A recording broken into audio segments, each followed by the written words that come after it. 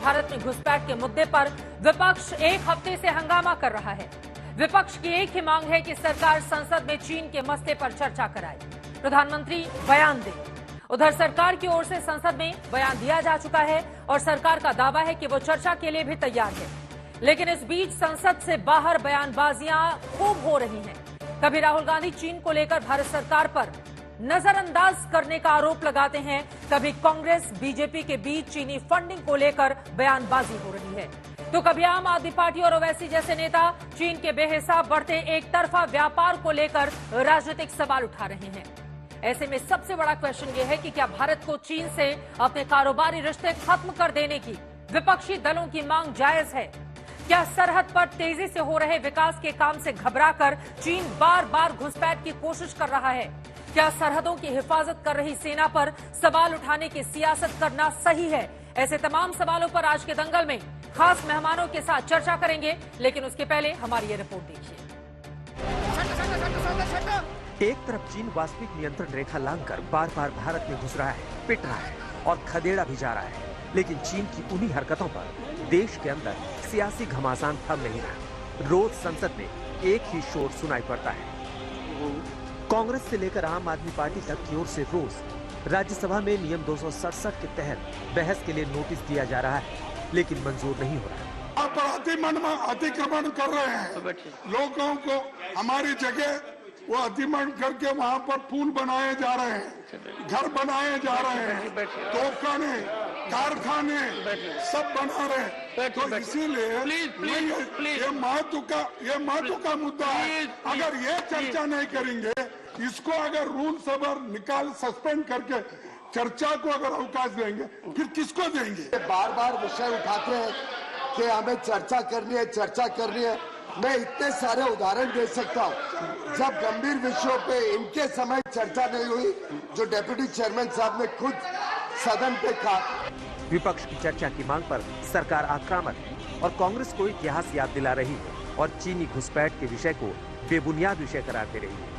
2012 में इन्हीं की पार्टी के जो मंत्री थे ई अहमद, उन्होंने सदन में कहा, make your point, China continues to be in illegal occupation of 38,000 square kilometers in the Indian state of Jammu and Kashmir. 2012 का इन्हीं के मंत्री का ये वक्तव्य हाउस में एक सवाल के जवाब में ऑनरेबल मैंने बिना बात की बेबुनियाद विषय उठाते।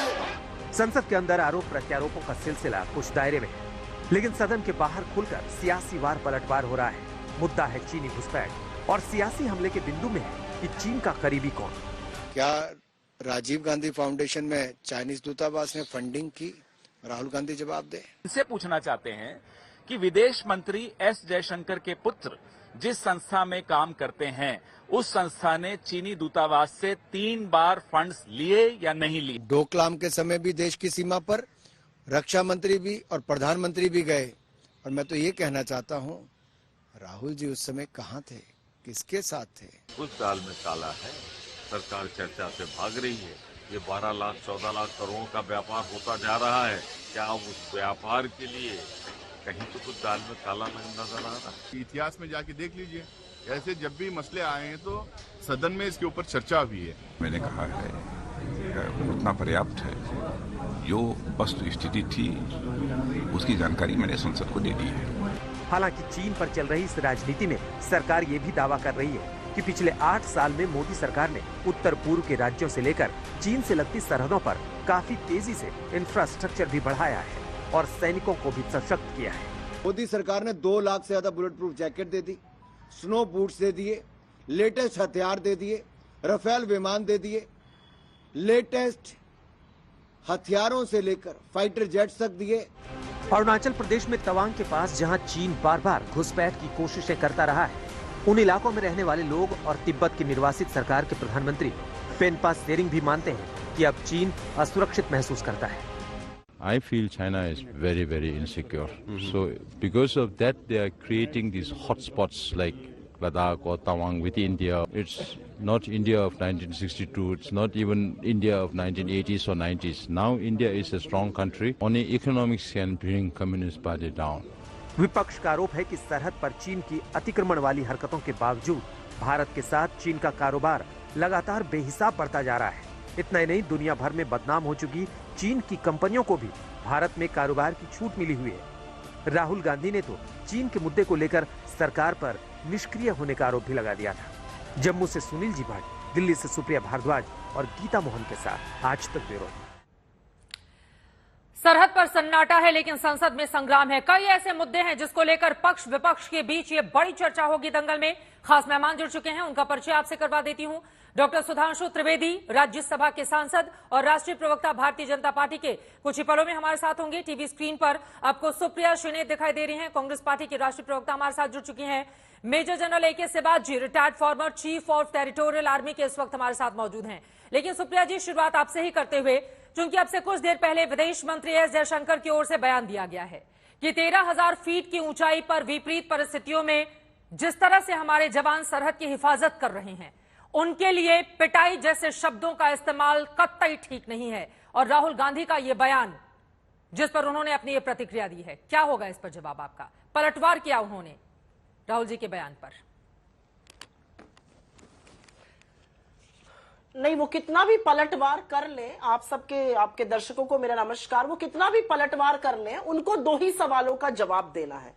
हमारे 20 जाबाज सैनिकों की शहादत हुई जून 2020 में, और उसके बाद प्रधानमंत्री ने पूरे देश को गलवान घाटी के बारे में बोल दिया, कोई घुसा हुआ नहीं था। आज तक उसका खामियाजा पूरा देश उठा रहा है। चीन उसका फायदा उठाता है और कहता है जो आपके प्रधानमंत्री कह रहे हैं वही तो हमारा पीएलए कह रहा है। पहली बात तो ये, और उस पर भी जयशंकर जी को बयान पलटना पड़ा था। जयशंकर जी और रक्षा मंत्री तक दो अलग अलग तरीके की बातें कर रहे थे उस झूठ पर पर्दा डालने के लिए। छोड़िए उस बात को।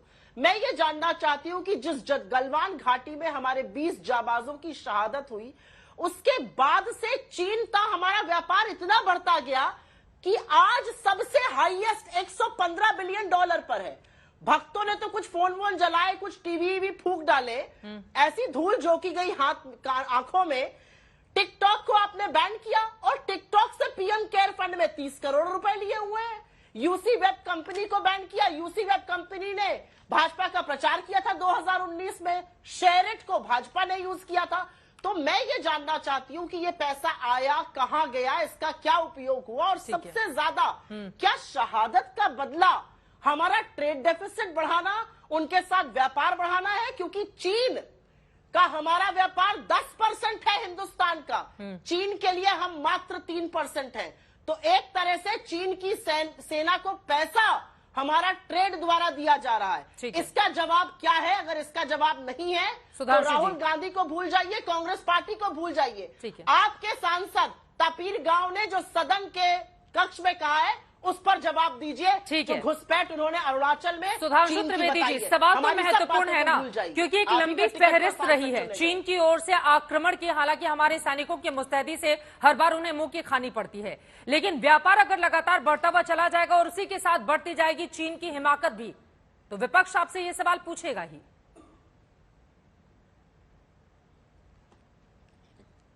हाँ, देखिए, ऐसा है कि जिनकी बुद्धि के ऊपर मोदी विरोध का इतना अतिक्रमण हो गया है कि उनको दिखाई नहीं पड़ता सत्य, तो उनके लिए मैं बताना चाहता हूं। जहां तक व्यापार की बात है, व्यापार है तो पूरा सत्य बताइए। जब हमारी सरकार गई थी 2004 में तो $1 बिलियन का भी व्यापार नहीं था। जब हमारी सरकार आई तो $36 बिलियन का, यानी 35 गुने से अधिक का व्यापार हो गया था। हाँ, आज है तो मैं बिल्कुल बताता हूं एक उदाहरण देकर। सबसे ज्यादा चीन जिस चीज से कमाता था भारत से, वो क्या था? Mobile handset. मोबाइल हैंडसेट बनाने हम सेकंड बिगेस्ट कंज्यूमर थे, मगर प्रोड्यूसर जो था पूरी तरह चीन था। आज हम दुनिया में सेकंड बिगेस्ट कंज्यूमर है, सेकंड बिगेस्ट प्रोड्यूसर है। आज भारत के 92% मोबाइल भारत के अंदर बनते हैं। ये एप्पल की कंपनी जो चाइना में थी, आज 20,000 करोड़ रुपए के एप्पल के फोन भारत से मैन्युफैक्चर हो गए। ये चाइना को चोट नहीं लगी है क्या? यदि यह किसी व्यक्ति को समझ में नहीं आता है, और मैं यह भी कहना चाहता हूं, एप्पल की फैक्ट्री में क्यों स्ट्राइक हुई थी और बवाल हुआ था बेंगलोर में? ये कौन कौन सी शक्तियां हैं जो देश के अंदर स्पेसिफिक उसी चीज को टारगेट करती हैं जो चाइना से बिजनेस आ रहा है? यह भी ध्यान देने की जरूरत है। और यह बात सही है कि जिस प्रकार की चीजों के लिए जागरूकता भी चाहिए। प्रधानमंत्री जी ने कहा खिलौने क्यों आने चाहिए भाई चाइना से, और हम लोगों ने अभियान चलाया और वो चीजें बंद हुई और लोग अपने खरीदने लगे। तो आज अगर आप देखें तो इंटरनेशनल ट्रेड में भारत की स्थिति पहले के मुकाबले बहुत बेहतर हुई है, परंतु मुझे अधिक आपत्ति ये पीटने वाले बयान से। समस्या जानते क्या, एक लाइन में और कह दूं, हमेशा हमारी फौज पीट के आती थी और इनके दौरे हुकूमत में ये डिप्लोमेसी की टेबल पे पिट के आते थे। 48 की लड़ाई में हमारी फौज पीटती चली जा रही थी, 72 घंटे और होते पूरा पीओके हमारा होता, ले जाके यूनाइटेड नेशन में पिटवा दिए अपने को। सन 62 में बताइए हमारी इतनी फौज थी, एयरफोर्स चाइना का 47 में 62 में हम यूज किए होते तो पता नहीं क्या कर दिए होते। 71 में एक लाइन, 71 में सेना ने इतना पीट दिया था कि 93,000 फौजी थे, पीओके तो छोड़िए 1 इंच नहीं ले पाए बाईं तरफ, पिट के आ गए।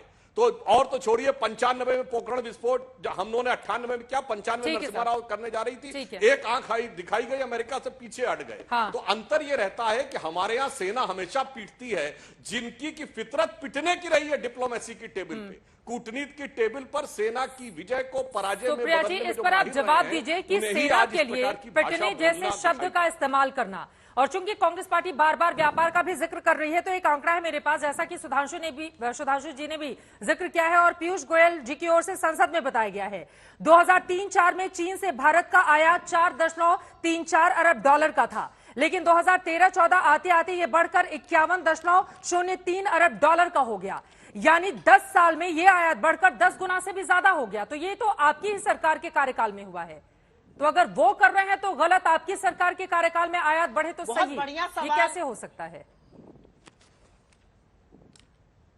बिल्कुल नहीं, बहुत बढ़िया सवाल आपने पूछा है। पीयूष गोयल जी तो खैर ये नहीं समझते कि डेवलपिंग इकोनॉमी के लिए इंपोर्ट अच्छा होता है, वो गलत ट्वीट कर देते हैं, उस पर तालियां बजवाते हैं। खैर वो छोड़िए, पीयूष गोयल जी की बात का जवाब नहीं दूंगी, लेकिन आपके सवाल का जवाब जरूर दूंगी। 2014 में जब मोदी जी इस देश के प्रधानमंत्री बने, ध्यान से सुनिएगा, 2014 में मोदी जी देश के प्रधानमंत्री बने तो चाइना के साथ व्यापार का घाटा, ट्रेड डेफिसिट $36 बिलियन था। वो ट्रेड डेफिसिट मोदी जी की नाक के नीचे $76 बिलियन हो गया, डबल से भी ज्यादा बढ़ गया। इसके बारे में ये जवाब नहीं देंगे, निर्भरता चीन पर इन्होंने डबल से भी ज्यादा व्यापार घाटा बढ़ा दिया। व्यापार की तो बात दूर की बात है, व्यापार घाटा इन्होंने डबल कर दिया। इसके बारे में पहले जवाब मांगिए इनसे। और ये लोग जो बातें हैं ना आधी अधूरी बताते हैं, बिल्कुल फोन पे बहुत अच्छा काम हिंदुस्तान कर रहा है। 40,000 करोड़ रुपए का equipment, parts of mobile phones चीन से पिछले साल इंपोर्ट हुए 40,000 करोड़ रुपए के। उसके बारे में भी कुछ पर्दा डालिएगा, उसके बारे में भी सच बोलिएगा, उस पर भी झूठ बोलिएगा। अब जहां तक कूटनीति की बात है, कूटनीति की बात बड़ी जरूरी है। और चित्रा जी आप तो प्रबुद्ध पत्रकार हैं, कूटनीति की जहां तक बात होती है, कूटनीति में गलबैया करना, शहनाई सुनना, पींगे मारना साबरमती के रिवर फ्रंट पर, यह कूटनीति नहीं होती है। और ना ये कूटनीति होती है कि प्रधानमंत्री खड़ा होकर कहते हैं हमारे तो ऐसे संबंध है शी जिनपिंग से, ये आत्मीयता है कि कोई समझ ही नहीं सकता। वो है बाइट का, ये तो मैं सुना भी दूं। कूटनीति होती है जो दो नेशन बराबर से बैठकर बात करते हैं। 20 जाबाजों की शहादत के बाद जब पहली बार face to face Modi ji और शी जिनपिंग आए और मोदी जी अपनी कुर्सी छोड़कर उनसे दौड़े हुए मिलने गए थे, लाल आंखें तो नहीं दिखाई, लाल शर्ट पहन ली और खूब गलवैया करके आत्मीयता से बात करी, बिल्कुल मंत्रमुग्ध दिखे। मुझे इसी बात का जवाब दे दीजिए कि वहां पर उन्होंने उल्लेख क्यों नहीं किया चीनी इन्वेजन का। और मैं आपकी जानकारी के लिए एक बात यहां पर आपके व्यूअर्स के सामने बता देना चाहती हूं, इसका जवाब सुधांशु जी से जरूर ले लीजिएगा। पेट्रोलिंग पॉइंट 10, पेट्रोलिंग पॉइंट 11, 12, 13, 14 और 16 जहां तक हम गश्त करते थे, आज वहां पर बफर जोन बनाने का काम मोदी सरकार ने किया है। ठीक है। सेना का मनोबल, 20 जवानों की शहादत के बाद जब आप गलबैया करते हैं तो सेना का मनोबल आप गिराते हैं। खबरें आती है वहां से कि सैनिकों को गुवाहाटी ले जाया गया, आप सदन में उस पर पर्दा डालने का काम करते हैं। ये आप सेना के साथ खड़े हैं। अरे सेना का सम्मान वो लोग कर ही नहीं सकते जब 26/11 के बाद प्रेस कॉन्फ्रेंस करने पहुंच जाते थे। जो कहते हैं कि सेना के नाम पर वोट दे दो, तो क्या सेना के शहादत सुधांशु जी आप इसका जवाब दे दीजिए। उसके बाद मेजर जनरल AK सिराज भी हमारे साथ हैं। ठीक है मैम, ओके। मेजर मैं आपके पास फौरन आऊंगी, आप हमारे साथ जुड़े हुए हैं मेजर जनरल AK सिराज जी। चूंकि मौजूदा परिस्थिति क्या है वो आप ज्यादा बेहतर बताएंगे, लेकिन उसके पहले इन्होंने जो सवाल उठाए हैं उस पर जवाब दीजिए सुधांशु त्रिवेदी जी। और बड़ा सवाल ये भी है कि एक तरफ सरकार की ओर से बयान दिया जाता है व्यापार पर भी और संसद में बहस को लेकर भी, पहले सरकार कहती है कि हर मुद्दे पर हम चर्चा को तैयार हैं, दूसरी तरफ फिर यह कहा जाता है कि इतिहास में बहुत सारे ऐसे मामले हैं जिस पर हर मुद्दे पर बहस नहीं होती है। तो चित भी मेरी पट भी मेरी, ऐसा तो नहीं होगा ना सुधांशु जी? हाँ बिल्कुल बताता हूं। देखिए सुप्रिया जी ने कहा 40,000 करोड़ के इंस्ट्रूमेंट आए जी। भाई मेरे तो समझ में नहीं आता। दुनिया में मोबाइल बनाने की सबसे बड़ी फैक्ट्री कंपनी है सैमसंग, जिसकी दुनिया की सबसे बड़ी फैक्ट्री हमारे सरकार के समय में नोएडा में बनी। सैमसंग कोरियन कंपनी है। दूसरा मैंने अभी उदाहरण बताया एप्पल का, हाई एंड मोबाइल में सबसे बड़ी कंपनी है एप्पल, उसकी वो अमेरिकन कंपनी है। तो भाई अमेरिकन कंपनी यहां बना रही है, कोरियन कंपनी यहां बना रही है और इंस्ट्रूमेंट चाइना से आ रहे हैं। ये पता नहीं कौन सी बुद्धि कांग्रेस के लोगों को लोग देते हैं और ये लोग कहां से ये जानकारी लेते हैं। ये अपने आप में शोध का विषय है। अब रही बात इसकी की जो इन्होंने, तो ये आपकी बेवकूफी है। अरे भाई चाइना से आ रहे हैं। अरे भाई आप बात तो सुनिए। अरे कंपनी अमेरिकन है, बनाती अमेरिकन, असेंबल्ड इन चाइना होता था तो कहा। अरे भाई मैं तो कह रहा हूं ना, कंपनी का नाम बताइए, कंपनी का नाम बताइए। मैंने 2 कंपनी के नाम बताए, एक कोरियन है एक अमेरिकन है और दोनों सबसे बड़ी कंपनी है। चाइना उठाइए अपना एप्पल का फोन और देखिए, मूर्खता की बात कर रहे हैं आप इस समय। मूर्खता की बात कर रहे हैं, मेड इन चाइना। देख लीजिए आप उठा के। मूर्खता की बात आप कर रही, लिखा रहता है असेंबल्ड इन चाइना, लिखा रहता है असेंबल्ड इन चाइना। देखिए मैं आपके में डिस्टर्ब नहीं कर रहा था सुप्रिया जी। सुधांशु जी कॉमर्स मिनिस्ट्री का डेटा निकाल लीजिए, आप ही की सरकार है, कॉमर्स मिनिस्ट्री का डेटा आराम से मिल जाएगा, निकाल लीजिए। आप तो अजीब की बात कर रहे हैं कि बात देखिए मैं डिस्टर्ब नहीं कर रहा था। उनकी बात हो जाए, मैं लौट। देखिए अनकंफर्टेबल फैक्ट आने से कैसी प्रॉब्लम हो जाती है वो देख रहा है। ठीक है सर। हाँ मैं बता रहा हूं, जाके कोई देख ले भाई, असेंबल्ड इन चाइना होता है। अगर मैन्युफैक्चरिंग करने की हैसियत होती है खुद नहीं बनाने लगता। यह बचकानी बात होती है। अगर उसकी मैन्युफैक्चरिंग करने की हैसियत हो, खुद प्रोडक्शन करने की, तो खुद ना बनाने लगे। सारा वहां होते हैं प्रोडक्ट, असेंबल्ड इन चाइना होता है, जाके देख लीजिए। इसीलिए मैंने कहा समस्या यह, और असेंबली भी यहां होने लगी। अब इतनी बड़ी बात इनको समझ में नहीं आती। और जहां तक इन्होंने फौज की बात कहने का प्रयास किया, तो मैं सिर्फ यह कहना चाहता हूं, इनके साथ कांग्रेस पार्टी के साथ एक बहुत बड़ी समस्या है कि ये फौज की स्ट्रेटजी के बारे में, अब बताइए, इनके प्रवक्ता बोलते हैं कि डिप्लॉयमेंट हमारा सही नहीं था। यह डिप्लॉयमेंट तय करना राजनीतिक नेताओं का काम है। ये जनरल साहब बैठे हुए हैं, ये chief of the eastern command तय करेगा कि कौन सी फौज का कौन सा हिस्सा किस जगह डिप्लॉयड रहेगा।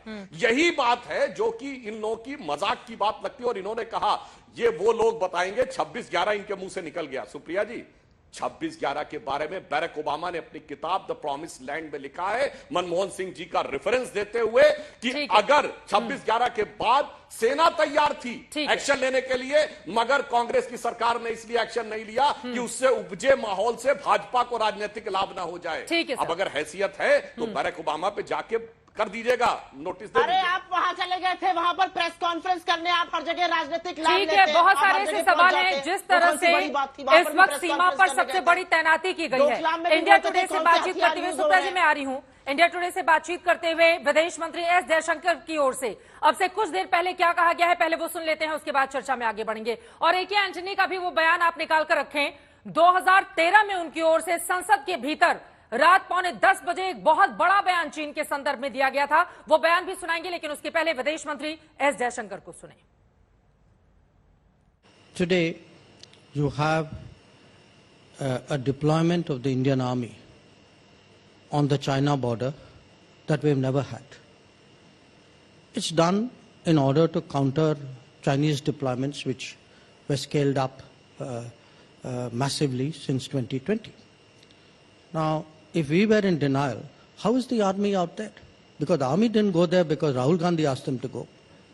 I mean, the army went there because the Prime Minister of India ordered them to go. So, look, at the end of it all, I understand today, politics is politics, okay? People will say things. They may not be credible. They may sometimes contradict their own positions, their own behavior. All that could happen. But the fact is, what is finally the proof of the pudding?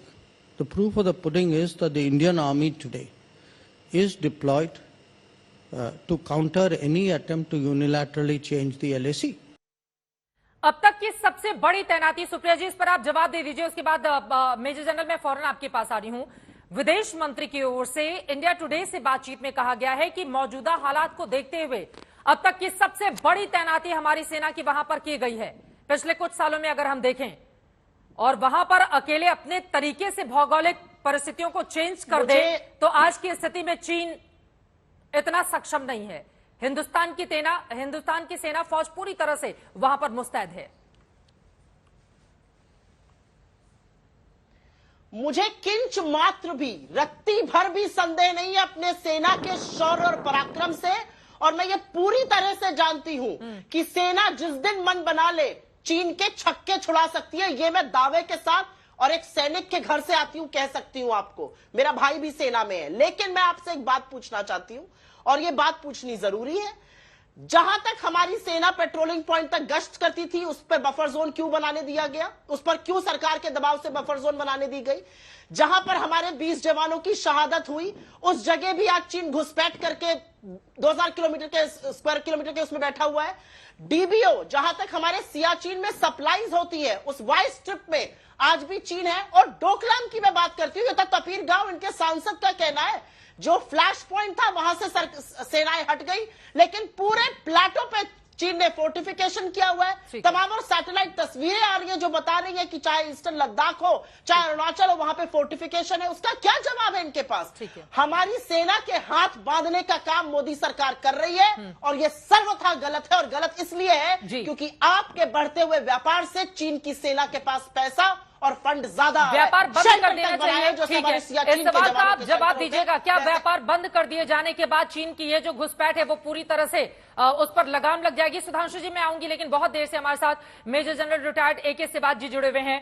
Major general, सीधे आपके पास आते हुए, क्या वास्तव में चीन की हिमाकत इतनी ज्यादा इसलिए बढ़ रही है कि एक तरफ हमारा व्यापार भी बेहद तेजी से आगे की ओर चल रहा है, और वहीं दूसरी तरफ उसके ऊपर लगाम नहीं लगा पाना, ये एक बड़ी वजह है मेजर जनरल? और मौजूदा स्थिति क्या है भारत और चीन के बॉर्डर पर? मुझे लगता है कि आप सबसे बेहतर बता पाएंगे।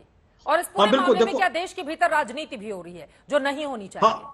हाँ बिल्कुल। देखो, वो जो लास्ट में आपने क्वेश्चन पूछा, बिल्कुल मैं पहले बताऊंगा कि भारत की जब सुरक्षा की बात आती है, अगर हम उस पर पॉलिटिक्स करते हैं तो फिर कहीं ना कहीं अपना जो जवान खड़ा हुआ है लाइन ऑफ कंट्रोल या लाइन ऑफ एक्शन कंट्रोल पे, वो कहीं डिमोरलाइज होता है। जब बात आती सुरक्षा की, मुझे लगता है एक ही आवाज आनी चाहिए, और ये सभी पॉलिटिकल पार्टी का एक प्रकार से रिस्पॉन्सिबिलिटी है, गवर्नमेंट की भी रिस्पॉन्सिबिलिटी है। तो क्वेश्चन आपने सेकंड पूछा, देखो सच्चाई यह है कि भारत की फौज सक्षम है। लद्दाख से लेकर अरुणाचल प्रदेश तक आज की तारीख में बिल्कुल, चाहे भारत की आर्मी है, एयरफोर्स है, नेवी, अगर मैं बताऊं कि जिस हमने कोई 10-12 साल में जो इंफ्रास्ट्रक्चर डेवलप किया है वो काबिले तारीफ है। इसके अंदर हमने सड़कें भी बनाई हैं, ब्रिजेज भी बनाए हैं, टनल भी बनाए हैं, लॉजिस्टिक सप्लाई डिपो भी चले गए। अब वो 62 वाला भारत नहीं है, अब बहुत सक्षम है। ये समझना चाहिए अभी भारत, मैं आपके चैनल माध्यम से बताना चाहता हूं अपने व्यूअर्स को, यह भी समझना चाहिए कि चीन के ऊपर भरोसा तो आप नहीं कर सकते। चीन भी अपना इंफ्रास्ट्रक्चर बना रहा है, उसने 2500 से 3000 गांव भी बना लिए लाइन ऑफ एक्शन कंट्रोल में। मगर मैं यही बताने की कोशिश करूंगा, चाहे वो भारत की आर्मी हो जो कि एक बैटल हार्डेंड है, भारत की वायु शक्ति जो है उसके अंदर जब से रफेल आया है वो एज है हमारे जो एयरफील्ड लोअर हाइट में, और भारत की जो नेवी है वो इंडियन ओशन में जो चीन की ट्रेड है उसको चोक कर सकती है मलक्का स्टेट में, ये चीन को भी पता है। मैं यही कहूंगा कि अगर हम देखें भारत की जो ओवरऑल शक्ति है वो कमजोर नहीं है ज्यादातर, और मुझे लगता है आज की तारीख में भारत का मोराल बहुत हाई है, क्योंकि इसमें कोई शक नहीं किसी गवर्नमेंट ने भारत की फौज के ऊपर कोई नकेल नहीं कसी। जिस प्रकार से कोई भी डिसीजन लेना है भारत की फौज अपने हिसाब से लेती है। और आज जो यांगसे के अंदर, मैं एक चित्रा यांगसे में जो आए थे 300 के करीब जो सैनिक आए थे चीन के, वो पेट्रोल पार्टी नहीं थी, पेट्रोल पार्टी 25-30, और मैं वहां रह चुका हूं, मैं बटालियन कमांड की उस इलाके में। मैं ये बता रहा हूं यांगसे हमने 1986 से कंट्रोल में, बहुत ही स्ट्रेटेजिकली इंपॉर्टेंट 17,000 फीट, और वो डोमिनेट करता है जो बुमला पास है उससे नॉर्थ चीन की तरफ नागदो बाउल को, और भारत की तरफ सला। क्या चीन ने हमारी जमीनों पर कब्जा कर रखा है? बार बार विपक्ष की ओर से ये आरोप लगाए जाते हैं कि सरकार इसको छिपाने की कोशिश कर रही है, वो सही जानकारी नहीं दे रही है। नहीं, बिल्कुल नहीं। मैं ये कहने की कोशिश करूंगा कि चीन का 14 देशों के साथ लैंड बाउंड्री है, उसने 12 देशों के साथ समझौता कर लिया, भारत और भूटान के साथ नहीं किया। जो ईस्टर्न सेक्टर में मैकमोहन लाइन है, वाटरशेड प्रिंसिपल है, मगर एक एरिया ऑफ डिफरेंट परसेप्शन है। हम सोचते हैं हमारी क्लेम लाइन यहां तक है, चीन सोचता है हमारी क्लेम लाइन यहां तक है, दोनों पेट्रोल जाते हैं। तो इतना आसान नहीं है, कॉम्प्लेक्स प्रॉब्लम है बॉर्डर की। पर यह मैं बताना चाहूंगा चित्रा कि अपने व्यूअर्स को कि हमारे भारत की फौज सक्षम है, बिल्कुल काबिल है, हम ट्रेन है, मोटिवेटेड है, हमारे पास हथियार है, हमारा इंफ्रास्ट्रक्चर बढ़ता जा रहा है। मैं अभी कभी नहीं कहूंगा कि हमारा इंफ्रास्ट्रक्चर उतना हो गया जितना चीन का, उसमें टाइम लगेगा, क्योंकि हम स्टेट जो लेट स्टार्ट किया, हमारी इकोनॉमी भी तो बढ़नी चाहिए ना। हमारी इकोनॉमी और मिलिट्री दोनों बढ़ना बहुत जरूरी है। बट आज की तारीख में हम सक्षम हैं। भारत की फौज जवाब देने के लिए, ये बदला हुआ भारत है, ये 1962 का भारत नहीं, ये 2022 का भारत है। सुप्रिया जी इस पर जवाब देंगी। जो बड़ी बातें आपकी ओर से कही गई हैं, क्या तब के रक्षा मंत्री ए के एंटनी का बयान हम सुना सकते हैं? अगर तैयार है तो प्लीज मुझे बताएगा, लेकिन उसके पहले जल्दी से एक आंकड़ा देना जरूरी है।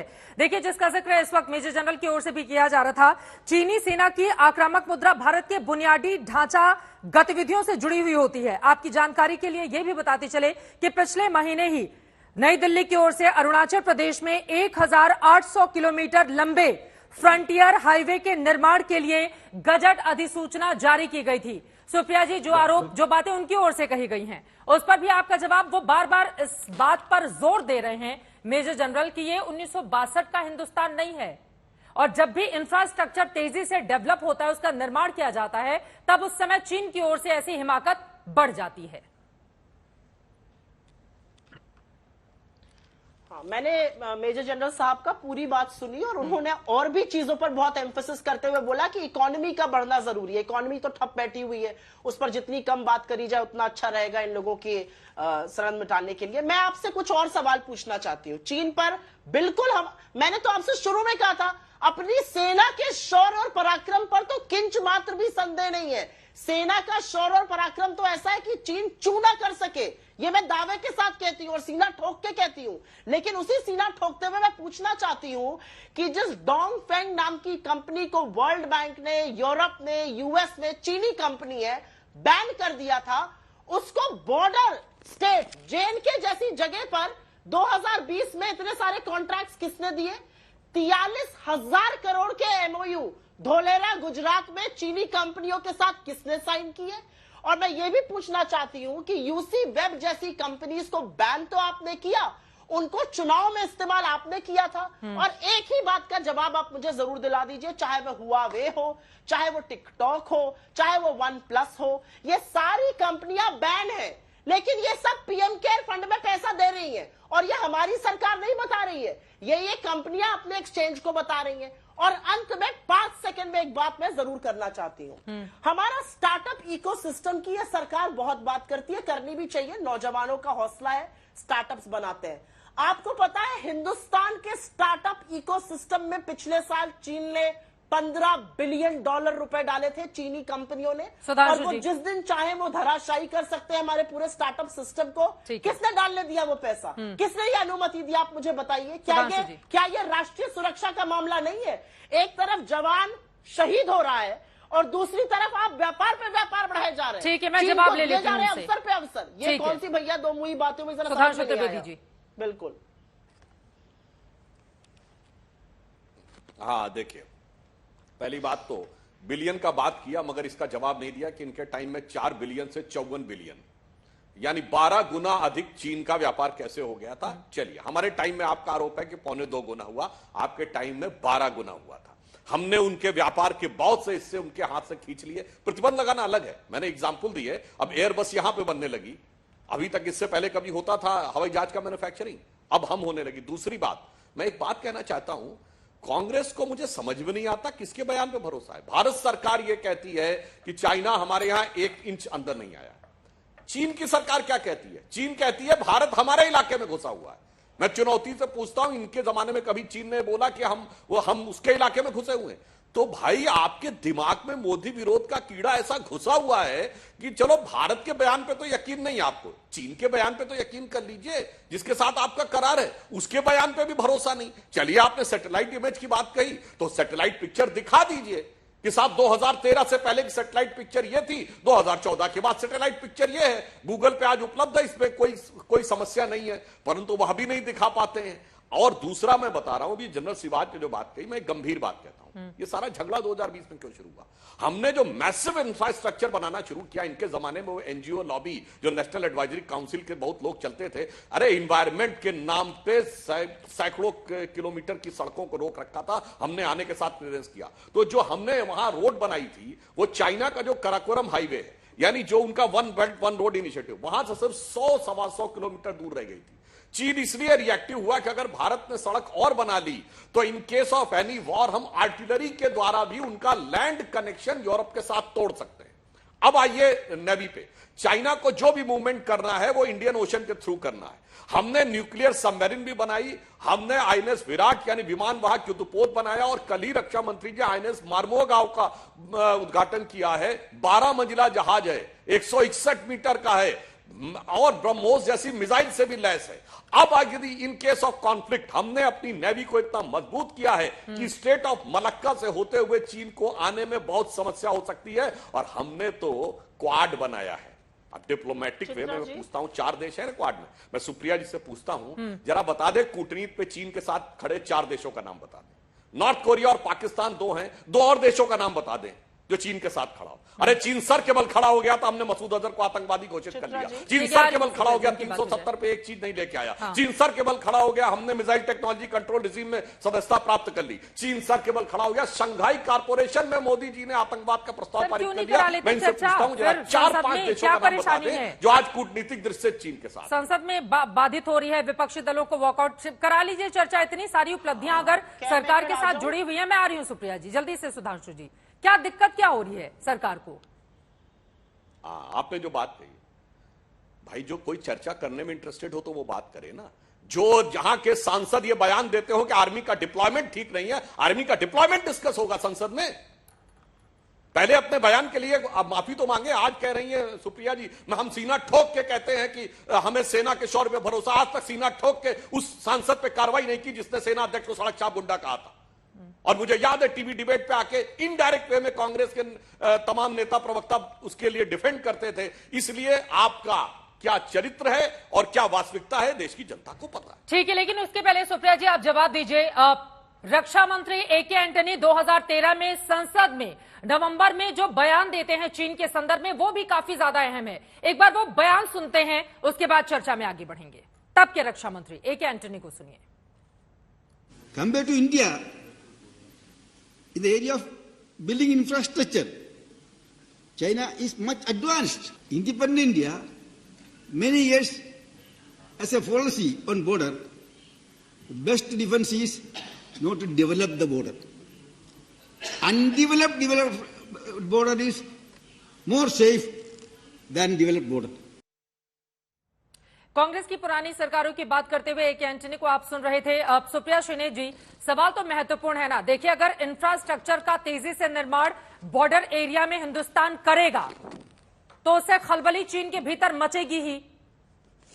और ये इन बातों का जिक्र अलग अलग तरीके से पुरानी सरकारें भी करती रही हैं आपकी।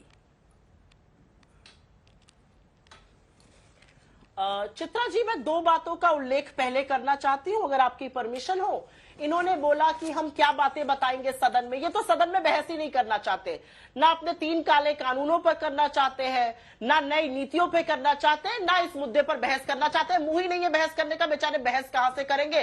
प्रधानमंत्री के झूठ को छुपाने के लिए विदेश मंत्रालय और रक्षा मंत्रालय को अपनी वेबसाइट से न्यूज तक तो निकालनी पड़ी थी 2020 में। छोड़िए उस बात को। डोकलाम में उनकी आत्मा को शांति मिले, दिवंगत श्री अरुण जेटली जी और श्रीमती सुषमा स्वराज जी तत्कालीन राष्ट्रपति के पास जाकर ये पूछ रहे थे कौन से हथियारों का उपयोग हो रहा है, हमें यह बताया जाए। ये इस लेवल की जानकारी चाह रहे थे कि एक स्कर्मिश में कौन से हथियारों का उपयोग हो रहा है, यह बताया जाए। ये इनकी राष्ट्रभक्ति थी। और अगर हम सवाल उठा रहे हैं तो हम गलत कर रहे हैं। इनकी बातें हमेशा गलत रहती हैं। इन्होंने कुछ कूटनीति की बात करी थी। आपको पता है यूएन में चीन ने अभी सितंबर में मसूद अजहर को हम डिक्लेयर करना चाहते थे ग्लोबल टेररिस्ट, और चीन ने ब्लॉक किया। लेकिन हम चीन का नाम ही नहीं लेते हैं। प्रधानमंत्री, मैं तो सिर्फ एक ही सवाल पूछना चाहती हूं कि प्रधानमंत्री को चीन का नाम लेने में क्या आपत्ति है? मैं ये जानना चाहती हूं। ठीक है 18 बार चीन गए, ठीक है गलवैया करी, ठीक है महाबलीपुरम में शहनाई सुनी, ठीक है साबरमती में झूले झूले, ठीक है अभी बाली में मिले, लेकिन चीन का नाम लेने में क्या आपत्ति है? और कोई भी रक्षा विशेषज्ञ या कोई भी व्यक्ति आपसे एक ही सवाल पूछेगा, अप्रैल 2020 की यथावत स्थिति मतलब स्टेटस को एंटे क्यों नहीं रिस्टोर हो रहा है? बाकी सारी बातें जबानी जमा खर्च है। अप्रैल 2020 का स्टेटस को एंटे यथावत स्थिति रिस्टोर करने में क्या दिक्कत है? और प्रधानमंत्री चीन का नाम क्यों नहीं लेते? और एक मिनट अंजना जी, उन्होंने बहुत लंबा बोला था, इन्होंने सैटेलाइट इमेजरी की बात करी थी। मैंने आपके सिस्टर चैनल पर इंडिया टुडे पर सैटेलाइट इमेजरी पिछले हफ्ते देखी थी, जहां पर बड़े शेल्टर चीन ने बनाए हैं, बड़ा फोर्टिफिकेशन किया, और उसमें यह भी दिखाया गया था कि लॉन्चिंग पैड्स भी वहां पर बनाए गए। तो या तो आपका चैनल झूठ बोल रहा था या सुधांशु जी सच देखने को तैयार ही नहीं है। तो इसका जवाब ये जरूर दे। प्रधानमंत्री चीन का नाम क्यों नहीं लेते ये बता दें, और ये भी बता दें ये सवाल तो महत्वपूर्ण है ना। अभी यूएन में हाल में क्या बात कर विदेश मंत्री की ओर से बयान भी दिया गया, लेकिन उसमें चीन का नाम लेने से क्यों कतराती है सरकार? देखिए, पुनः एक बार कहूंगा कि सुप्रिया जी ने फिर कांग्रेस के तरफ की जो अपरिपक्वता है उसका परिचय दिया। हथियार क्या है यह पूछने में समस्या नहीं है, ब्रह्मोस हमारे पास है, रफाल हमारे पास है, डिप्लॉयमेंट पूछने में समस्या है। हमारे पास एटॉमिक वेपन भी है, न्यूक्लियर भी है, सब न्यूक्लियर वेपन भी है, यह सरकार को बताने में समस्या नहीं है। आपके सांसद ने कहा डिप्लॉयमेंट ठीक नहीं था, पर राफेल कहां कहां पे है यह नहीं बताया जा सकता, ब्रह्मोस कहां कहां पे है यह नहीं बताया जा सकता, न्यूक्लियर हमारे इंस्टॉलमेंट कहां कहां पे है नहीं बताया जा सकता, हमने किस ढंग से ट्रूप्स को वहां पर अलाइन कर रखा है यह नहीं बताया जा सकता। इसलिए हमने कहा कि कांग्रेस की नीयत में खोट है। और मनीष तिवारी जी ने यह सीधे सीधे सवाल पूछा था जो कांग्रेस के अंदर के मंतव्य को पूरी तरीके से साफ कर देता है। हां, रही बात इसकी तो हम याद दिलाना चाहते हैं, अप्रैल 2019 में सिक्योरिटी काउंसिल से मसूद अजहर के खिलाफ प्रस्ताव पारित हो गया था। पूरी कोशिश कर ली थी चाइना ने, नहीं रुक पाया था। और शंघाई कॉर्पोरेशन के अधिवेशन में भी आतंकवाद पे प्रस्ताव पारित हो गया, नहीं बचा पाया पाकिस्तान को इतना। और मेरे प्रश्न का उत्तर नहीं दिया। 4 देश तो बताइए जो आज चाइना के साथ खड़े हो, 4, ज्यादा नहीं पूछ रहा हूं, 4। चाइना के अखबारों में लिखा 2020 में कि हिंदी में बोले दे रहा हूं, अंग्रेजी में लिखा था, चाइना टियानामेन स्क्वायर के बाद अपने सबसे बुरे डिप्लोमेटिक आइसोलेशन यानी अंतरराष्ट्रीय कूटनीति में अलग थलग पड़ने के खतरे पर खड़ा हुआ है। यह तो हकीकत थी। और रही बात इसकी स्टेटस को एंटे, चिंता मत करिए, 2020 नहीं 1962 का भी स्टेटस को एंटे किसी दिन जरूर रेस्टोर होगा, क्योंकि 1962 में समस्या तो यह थी कि चीन हमारा पड़ोसी नहीं था। 1947 में जब हम आजाद हुए थे पड़ोसी था तिब्बत, मगर धन्य आपके प्रथम प्रधानमंत्री जी का, तिब्बत चीन को दे दिया। इसीलिए आज भी उस क्षेत्र के पैरामिलिट्री फोर्स का नाम इंडो तिब्बतियन बॉर्डर पुलिस है। मगर चाइना को आपने सर पे चढ़ाया उसी तिब्बत के दम पर। वो आज अक्साई चीन से लेकर अरुणाचल तक दावा करता है। इसलिए हम उस विषय में नहीं जाना चाहते। चीन तो आपकी ऐतिहासिक गलतियों की एक इमारत है, और उसके ऊपर आकर अगर आप बात करने का प्रयास करते हैं तो देश की जनता, जो प्रबुद्ध जनता है, बात सबके पास जानकारी है, सबके पास फोन है, किसी को भी इंटरेस्ट होगा तो चाहे जितनी गलत इंफॉर्मेशन आपकी तरफ से फीड हो, हाँ। यदि किसी को इंटरेस्ट होगा तो 90% सच्चाई तक पहुंच। सुप्रिया जी, लेकिन ए.के. एंटनी का जो बयान मैंने सुनाया था उस पर आपने जवाब नहीं दिया। सड़क तो नहीं बनी थी ना उस समय, इस समय सड़क बन रही है तो बौखलाएगा चीन, जिसका जिक्र ए.के. शिवाजी जी भी कर रहे हैं कि वहां पर तेजी से निर्माण हो रहा है, जिससे उसके भीतर बेचैनी पैदा हो गई है। मैं उसका जवाब दे देती हूं। और अगर किसी की भी थोड़ी सी भी जानकारी डिफेंस के उसमें होगी, कैसे डिफेंस का काम होता है या इंफ्रास्ट्रक्चर बनता है, पन्ने पलट के देख लीजिएगा। ये 2012 का स्वीकृत काम है जो हो रहा है, और वो ए.के. एंटनी जी जब डिफेंस मिनिस्टर थे उन्हीं की स्वीकृति, उन्हीं के सिग्नेचर है। गैजेट खोलकर देखिएगा 2012 का, उनके सिग्नेचर का स्वीकृत काम ही जो हो रहा है। काम कोई भी करो, मुझे ऐसा लगता है हिंदुस्तान की सरकार काम करती है। ये मनमोहन सिंह जी की सरकार या मोदी सरकार की बात नहीं, ये हिंदुस्तान की सरकार की बात है। एक ने कमीशन किया था और दूसरा उसको पूरा कर रहा है। मैं दोबारा से एक बात पूछना चाहती हूं और उस पर कभी जवाब मिलता नहीं है। चीन का नाम क्यों नहीं लिया जाता है? प्रधानमंत्री चीन का नाम लेने से क्यों अचकचाते हैं? सदन में इस पर बहस क्यों नहीं हो रही है? आप क्यों नहीं एक सेशन रख देते कि आज के दिन पूरे दिन चीन पर बहस होगी? क्या छुपाना चाहते हैं आप? और मैं फिर से वही बात कहूंगी चित्रा जी, आपके घर के बाहर अगर कोई आदमी धृष्टता करता है और सामने वाला उसके साथ व्यापार कर रहा है तो वो उसको पैसा दे रहा है ये करने के लिए।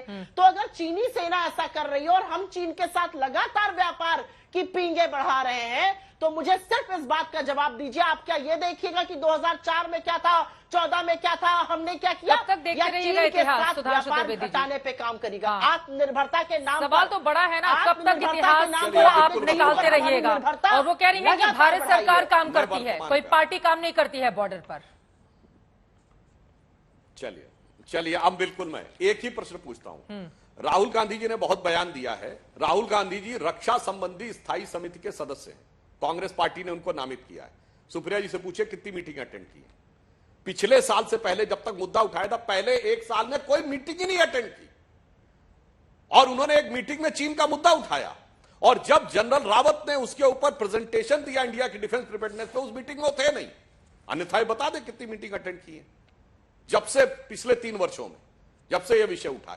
यह दिखाता ईमानदारी, क्योंकि जिस मीटिंग में उन्होंने स्वयं यह मुद्दा उठाया कि चीन के विषय में बात होनी चाहिए, तो यह बात आई कि भाई जो डिफेंस प्रिपेयर्डनेस के बारे में एक प्रेजेंटेशन होगा जो सीडीएस जनरल रावत देंगे, उस मीटिंग में आए नहीं।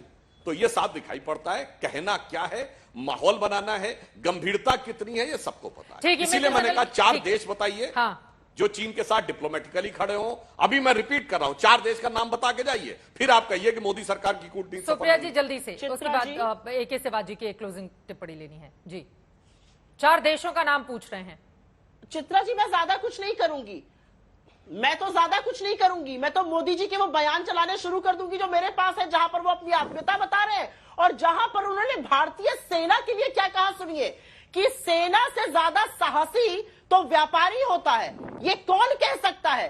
सेना का व्यक्ति जो एक्चुअली गोली खाता है उससे ज्यादा साहसी गल्ले पर बैठे हुए व्यापारी को बता दिया मोदी जी ने। और ये मेरे शब्द नहीं है। जवान जितना साहस करने का ताकत रखता है ना, उससे ज्यादा साहस करने का ताकत व्यापारी रखता है। सोच लीजिए आप। एक लाइन में जल्दी से सुधांशु जी का रिएक्शन, एक लाइन में जल्दी से सुधांशु जी। मैं तो पुनः बहुत सारी बातें बताई जा सकती है, मैंने 4 देश नहीं नाम बता पाई आप। सुप्रिया जी 5वीं बार पूछ रहा हूं, 4 देश तो बताइए, फिर कहिए चाइना डिप्लोमेटिक आइसोलेशन में नहीं है। अरे हमने उस हालत में कर दिया जिसके साथ कोई खड़ा नहीं है दुनिया में, और उसके बाद सिर्फ कांग्रेस पार्टी। आज दंगल में हमने सवाल पूछा था चीन से कारोबारी रिश्ते कम करने की, विपक्ष की मांग क्या सही है? 69% लोगों ने हाँ में जवाब दिया है, 31% लोगों ने नहीं में जवाब दिया है। इस पूरे मामले में भारत सरकार अब आगे कैसे बढ़ेगी, इस पर रहेगी आज तक की नजर। इसी के साथ दंगल में भी के लिए बस इतना ही। देश और दुनिया की तमाम खबरों के लिए आप देखते रहिए आज तक।